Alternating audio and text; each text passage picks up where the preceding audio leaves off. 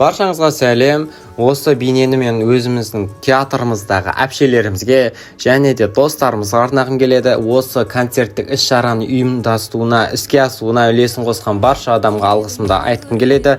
Бүгінгі келіп жеткен ер азаматтардың мерекесіне осындай керемет, өте жоғарғы деңгейдегі әпшелеріміздің өнерін көрсеткені барлығы өте керемет. Бүгін күнді жай ғана көп күннің бір емес, ерекше мейрам қылып жүрген сіздерге мыңда бір алғыс айтамын.